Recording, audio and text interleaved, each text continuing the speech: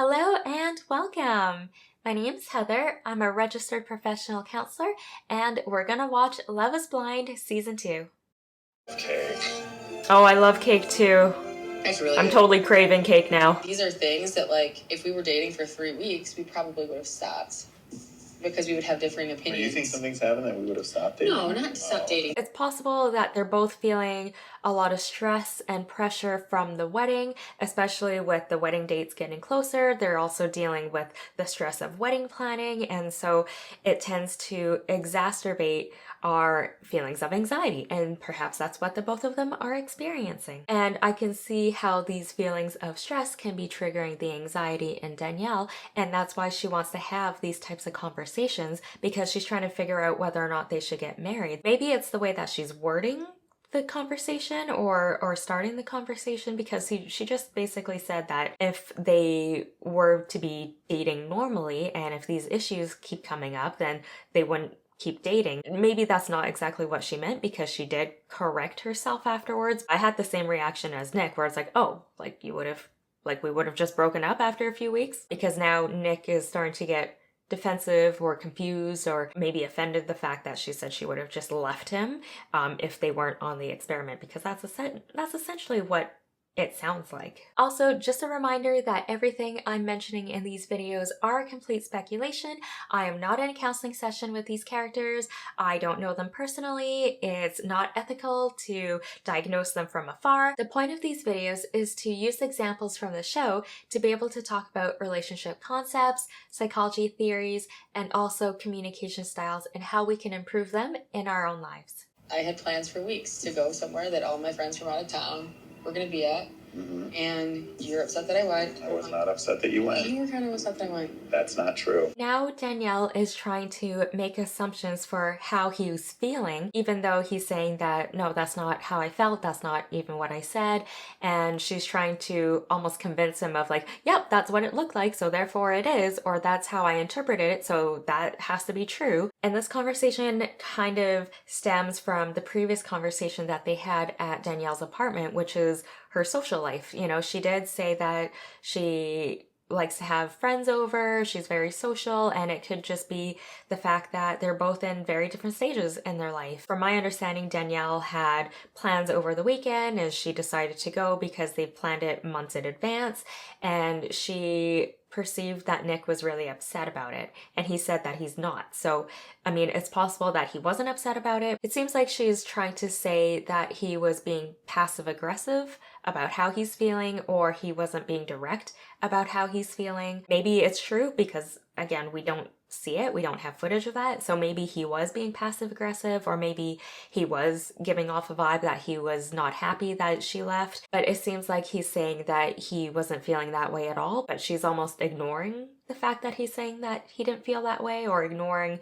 this piece of evidence that he's giving her, saying that, no, I didn't say that at all, or I wasn't feeling that way at all. Again, she could be feeling this way because of her past attachment injuries or past relationships, and she's kind of projecting that onto Nick. You said, is this how every weekend's going to be? I said, I was wondering, I'm like, is every weekend going to be we do separate things and we don't Because I did do one things night, together? something so.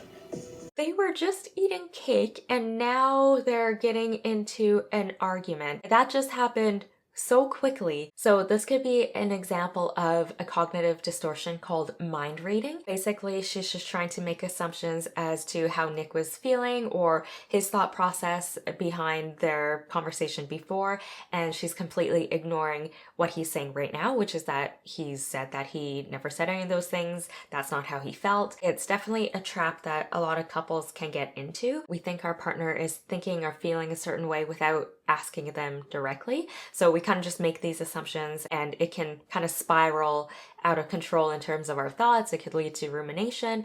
So try your best not to mind read your partner or anyone else for that matter. Before I forget, make sure to give this video a thumbs up and also subscribe to help support this channel. With my sister on a birthday weekend to a friend's house. And who had a problem with it? I didn't. Seemed like you did. It seemed. You acted concerned after the fact. There's a lot of assumptions being made by Danielle around how Nick was feeling, or the fact that he was not being forthright of how he was feeling about the situation. And it could be due to the fact of her past relational traumas or her past attachment injuries with maybe very negative or toxic relationships that she's had with past boyfriends. So maybe that's where all these assumptions are coming from, because maybe she's had situations where she did go out with friends and her past boyfriends told her that she's not allowed to do it, or they don't approve of her going out all the time, or that they were acting very passive aggressive. And so she has these experiences from her past, and she's learned that anytime she goes out and the partner may not be okay with it or be happy about it, then there's going to be a bigger issue where she's not allowed to see her friends anymore. Our brains just naturally tend to do that. It tries to use past events to figure out future events, because we already assume that we know what's going to happen based on what's happened in the past. And she's just remembering what's happened in the past, and she's projecting it essentially into this relationship. So I'm not saying this to try to blame Danielle or shame her for doing this, because we all have done this to some degree.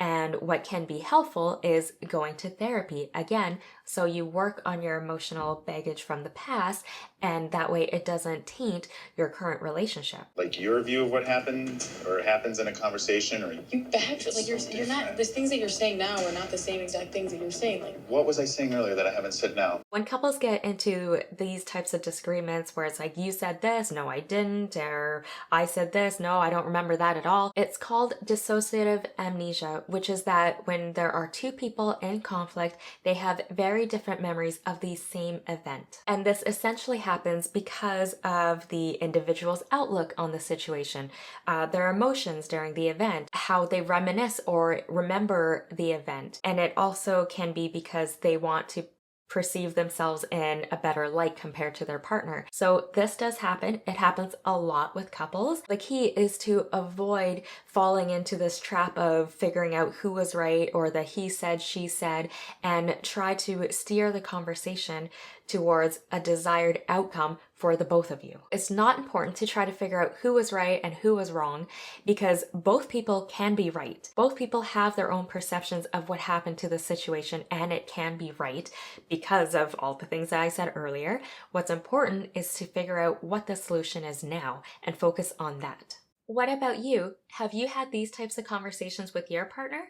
If you're comfortable sharing, please let us know in the comments below. When did I say, Danielle, I'm upset that you hung out with your friends tonight? That's not allowed. you said I was questioning if this is what it's going to be like every weekend. You're putting words in my mouth and making things. I never got upset with you. Unfortunately, it looks like they fell into the pattern of the he said, she said, and trying to figure out who was right and who was wrong and who said what. We see that Nick is getting frustrated, and it's coming from a place where he feels misunderstood by Danielle, because she's making all these assumptions and she's putting words in his mouth according to him.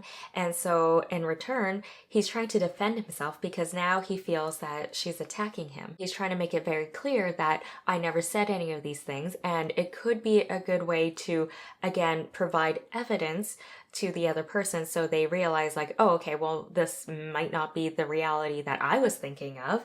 But when you have someone who is triggered or who hasn't resolved their past attachment injuries or emotional baggage, it's really hard to try to convince them of these new real physical evidence that you have in front of them, because all they're thinking about is all the evidence that they've had stacked up against them in the past, and that's what they're going off of. So it's really hard for them to be able to recognize these new pieces of evidence that might be conflicting to what they believe. I don't know what else to say. Now, I'm telling you, you can't see your friends. Never said that once. I wouldn't ever be like that. So what can be helpful is for them to focus on the solution and have conversations around that. So maybe that means, what does going out look like for Nick and Danielle? Or for Nick to even ask Danielle if it's okay for him to go out with her, or for them to have certain days or certain times of the week where it's just going to be them, and maybe for her not to make plans with friends during those times. Like, there's ways to compromise the situation and ways for them to find solutions that they're both happy with, but they're not really talking about that at all, and they're just getting stuck in this rabbit hole of you said this and you felt this and no I didn't. Again, try to find solutions, try to focus on what the desired outcome is so that you can move on from the conflict and not get stuck in it. It's hard for me to like trust what you say sometimes when you kind of dance around the issue and then feel a certain way after something happens.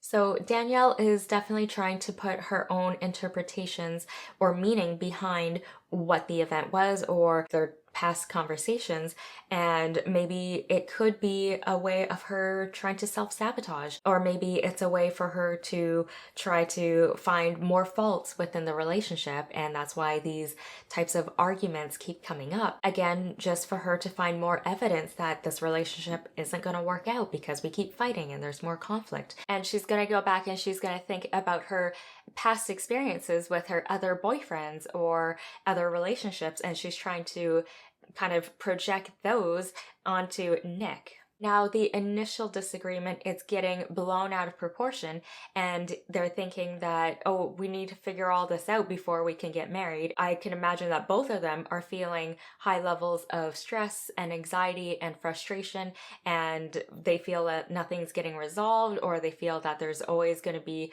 upcoming barriers, that things that they have to try to fix, or other conflicts or other fights that they're having. So again, it could just be due to the situation itself in terms of getting married really quickly and going through all the wedding planning. Make sure to give this video a thumbs up and don't forget to subscribe for more analysis videos like this. Feel free to check out my other therapist reviews videos, and I look forward to seeing you in the next one. Until then, be kind and love yourself.